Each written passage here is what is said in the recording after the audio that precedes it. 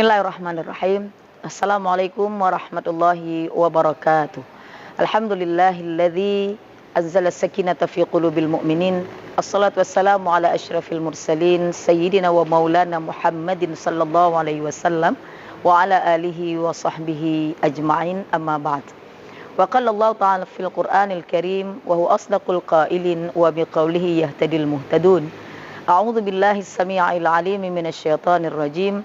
Bismillahirrahmanirrahim. Idza sa'alaka 'ibadi 'anni fa inni qarib.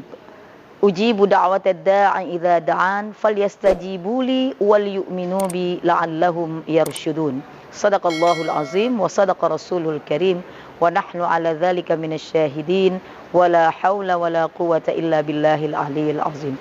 Syukur alhamdulillah, salawat pada Rasulullah sallallahu alaihi wasallam.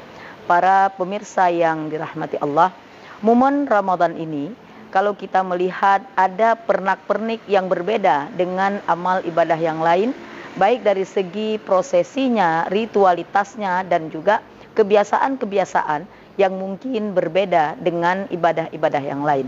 Salah satunya yang akhir-akhir ini sudah begitu membudaya, begitu kata anak muda sekarang, begitu viral baik di tengah-tengah masyarakat kita, masyarakat Aceh, masyarakat Indonesia, atau barangkali juga di belahan dunia yang lain.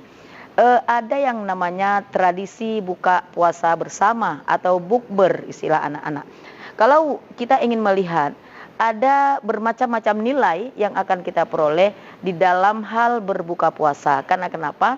Di dalam salah satu hadis Rasul Shallallahu Alaihi Wasallam menyebutkan bahwa untuk orang berpuasa itu farhatan lis-shaim. Yang pertama, kebahagiaan itu adalah indal iftar, ketika mereka berbuka, dan yang satu lagi ketika bertemu nanti dengan Tuhannya di dalam surganya Allah.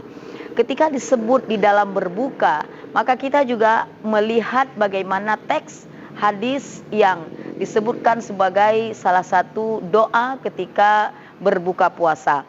Ketika Rasul mengajarkan zahabat dhama'u, ketika dikatakan wabtallatil uruqu, dan juga wasabatal ajru insyaallah. Ketika kalimat demi kalimat yang terangkai dalam doa-doa ini, ketika disebut hilanglah rasa dahaga, kemudian urat-urat pun menjadi basah, kemudian lagi dan ditetapkanlah segala pahala insyaallah.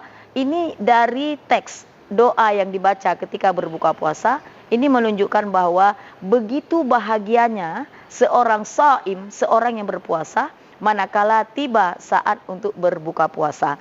Bila kita melihat, kita merujuk kepada hadis tadi, bahwasanya doa yang dibaca menunjukkan bahwa menggambarkan kondisi seorang yang berpuasa itu ketika dari sejak terbit matahari atau terbit fajar hingga terbenam matahari. Saat-saat itu dijalani dalam bentuk jihad, dalam bentuk begitu upaya yang begitu luar biasa, menahan lapar dan dahaga, dan juga menahan hal-hal lain yang dapat membatalkan pahala puasanya. Kalau kita melihat dalam buka puasa bersama, barangkali kita akan mendapati nilai silaturahim di sana. Kita akan mendapati juga eratnya ukhuwah di dalam berbuka puasa bersama. Namun perlu kita waspadai atau perlu kita lebih berhati-hati ketika akan melaksanakan atau sebelumnya merencanakan buka puasa bersama. Ada beberapa hal atau kiat yang perlu kita perhatikan. Salah satunya adalah bagaimana kita melakukan satu ibadah dengan tidak melakukan kemaksiatan atau melalaikan ibadah yang lain. Salah satunya adalah tidak jarang ketika kita melaksanakan buka puasa bersama, maka yang pertama terjadi adalah sholat maghrib itu bisa jadi akan terlambat waktunya. Sementara kita tahu waktu sholat maghrib itu sangat singkat. Bisa jadi sholat maghrib itu juga terabaikan, na'udzubillah.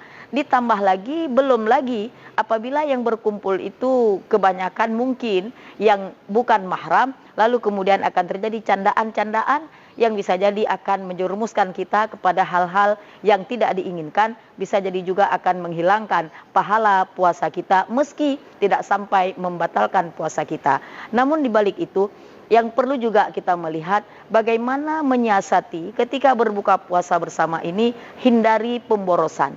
Hindari juga hal-hal yang dapat melibatkan lisan kita dan lisan kawan-kawan kita yang lain yang terlibat ke dalam ghibah. Karena tidak tertutup kemungkinan jika sudah bertemu 2-3 orang dan seterusnya, itu akan melenceng kepada hal-hal lain yang akan dibahas di luar daripada saling menguatkan, saling mengisi supaya ibadah Ramadan ini makin sempurna. Oleh karena itu, apabila yang kita inginkan adalah ini adalah momen untuk merajut silaturahim, maka tolong kita perhatikan hal-hal yang tidak akan membuat kegiatan itu tercacat dan juga tercela akibat apa yang akan kita laksanakan, namun akan membuat celah untuk amal ibadah yang lain, di samping tidak sampai mengurangi pahala dan juga kondisi-kondisi keutamaan-keutamaan di dalam bulan suci Ramadan. Bagaimana ajang sebelum melaksanakan buka puasa bersama itu menjadi ajang yang ditunggu-tunggu untuk memperoleh kebahagiaan, hingga kita bersama-sama akan mengatakan bahwa Allahumma laka sumtu, kita berpuasa itu benar-benar karena Allah, wa bika amantu, dan kepadamulah kami beriman, wa ala rizqika aftartu, dengan rizki yang dari Allah inilah lalu kita akan berbuka. Tentu kita akan memandang bagaimana makanan kita itu tidak menjadi mubazir, bagaimana makanan yang kita makan itu mengandung nilai halalan thayyibah tentunya. Oleh karena itu, mari kita menjaga nilai ibadah puasa kita sehingga semaksimal mungkin pahala yang terbaik akan kita raih dalam bulan suci Ramadan, sehingga kita pantas akan dipanggil, diseru untuk memasuki jannahnya Allah melalui babur rayyan insyaallah. Terima kasih, semoga bermanfaat. Hadanallahu iyyakum ajma'in.